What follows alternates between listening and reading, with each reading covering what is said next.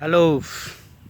मैं तमाम भारतवासियों से अनुरोध करता हूँ कि आज बिहार दिवस के शुभ अवसर पर हमारी बिहार उस जगह से आया जो कभी हमारी देश अंग्रेज़ों के चंगुल में था, अंग्रेज़ों के ग़ुलामों में था।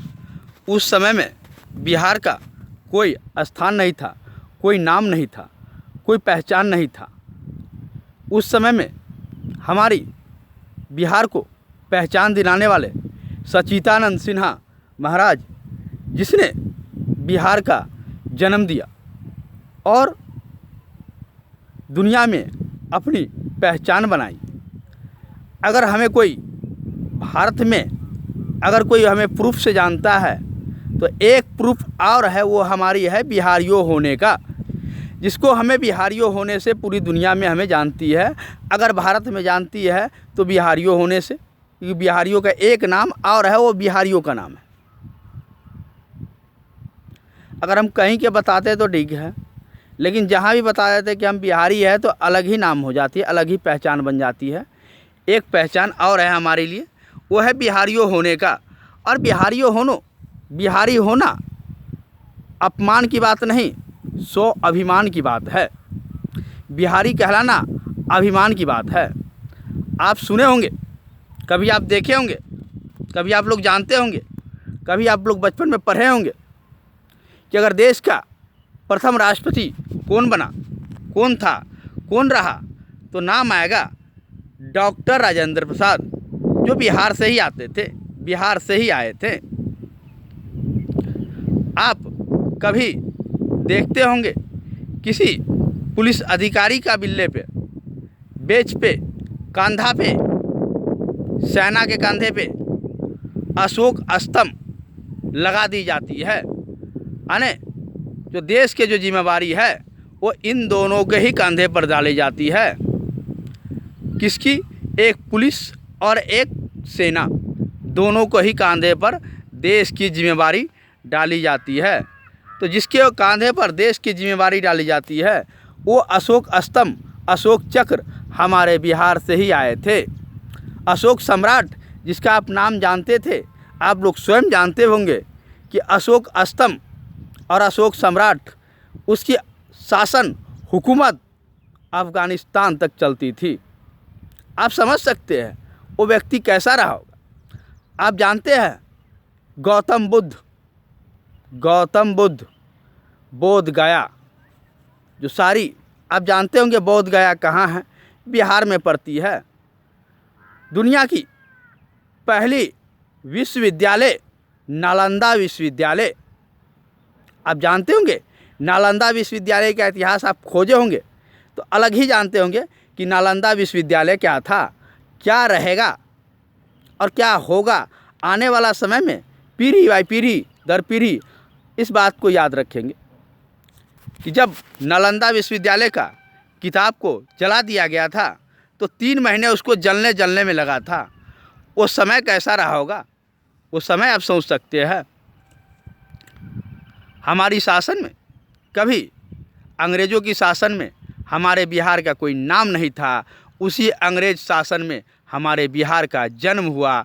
बिहार का जन्म देने वाले सच्चिदानंद सिन्हा, जो स्वयं बक्सर से उसकी जन्म हुई थी, उसकी कहानी कभी देखिएगा। जब अपने स्टेशन पर उतरते थे तो उसने बंगाल पुलिस का बेच लगे हुए देखते थे, बिल्ले लगे हुए देखते थे।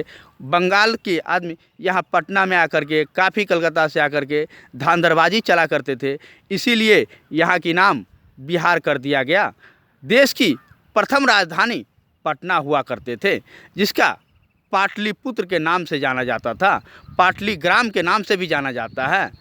आप लोग पढ़े होंगे इतिहास में, आप लोग बहुत कुछ ऐसे इतिहास में देखे होंगे जिसने बहुत ऐसे कुछ है जो मिस्टर नटवरलाल, आप लोग स्वयं मिस्टर नटवरलाल को सभी लोग जानते होंगे। हम जानते हैं कि प्रत्येक देशवासी उसको जानते होंगे कि मिस्टर नटवरलाल कैसे व्यक्ति थी, किस तरह के व्यक्ति थी।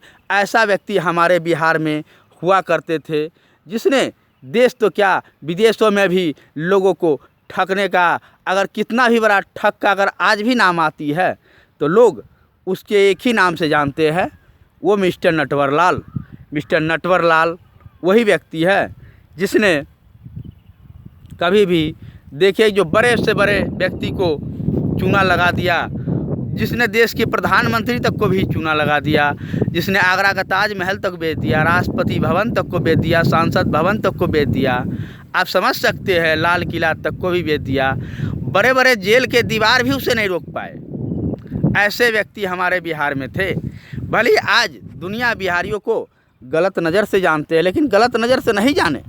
आप मान मत करें, अभिमान करें कि बिहार वो जगह से आती है जो हमारे बिहार को इतनी ताकत है। और आज मैं एक बात और बताने जा रहा हूँ देशवासियों को कि जय जवान और जय किसान। अगर हमारा जवान मुट्ठी बंद कर ले तो देश और दुनिया का नक्शा तक बदल जाएगा। अगर हमारा किसान अगर पूरी अपनी ताकत और दम पर उतर जाए तो दुनिया का पेट और शकल तक बदल जाएगा। ये हमारा बिहार का और ये हमारा भारत का पहचान है, ये हमारा देश की पहचान है। दुनिया का पेट और नक्शा तक बदल देगा। हमारा देश उसमें से आता है। हम उस देश में जन्म हुए, हम उसे व्यक्ति की अभिमान करते हैं जो हमारे वैसे व्यक्ति जन्म लिए इस धरती पर। आप समझ सकते हैं कि देश कभी मिथिलांचल जिसे मैथिली भाषा का आप लोग जानते हैं कि मैथिली भाषा बहुत ही कम ही बोली जाती है। लेकिन अगर आपसे कोई एक क्वेश्चन कर दे जिसका कोई स्थान नहीं है, अगर दुनिया के किसी भी कोने में सबसे ज़्यादा भोजपुरी कहाँ बोली जाती है, तो आप जहाँ तक कि उम्मीद करेंगे कि यही बताने का कि बिहार में ही बोला जाता है। लेकिन बिहार में नहीं दोस्तों, मैं आप सबके अनुरोध करता हूँ कि सबसे ज़्यादा भोजपुरी मॉरिशस में बोली जाती है। जो मॉरिशस ऐसा देश है जो जहाँ सभी भारत के ही व्यक्ति रहा करते हैं, भारत का ही एक अहम हिस्सा ही मान लीजिए। जबकि भारत में नहीं आया, दूसरा देश भली है लेकिन वहाँ भारतीय रहते हैं। आज भी हम सब भारतीय रहते हैं। तो भारतवासियों को इस पर गर्व होना चाहिए कि मैं अपनी अपनी देशों में, अपनी अपनी गाँवों में, मैं जिस भाषा में मैं पलता हूँ, जिस भाषा किसी के लिए ख़राब नहीं होती है। अगर मुझे हिंदी है तो हिंदी कभी ख़राब नहीं होती है। तमिल कोई जानता है तो तमिल भी ख़राब नहीं है, मराठी भी ख़राब नहीं है, तेलुगु भी ख़राब नहीं है, कन्नड़ भी ख़राब नहीं। आने किसी को भाषा अपन मात्र संपत्ति है, पैतृक संपत्ति है, उसको मत भूले। मैं आप सब देशवासियों से यही बताता हूँ और यही बताना चाहता हूँ कि कभी हमारा बिहार भी अपने समय में आप सुने होंगे, देखे होंगे कि पूरी दुनिया के लोग बिहार में पढ़ने आते थे। वो था नालंदा विश्वविद्यालय। वो कैसा विश्वविद्यालय रहा होगा आप लोग समझ सकते हैं। भारत एक ऐसी नगरी है जहाँ प्रत्येक व्यक्ति आ जाते हैं तो उसके शरण मिलते हैं। भारत के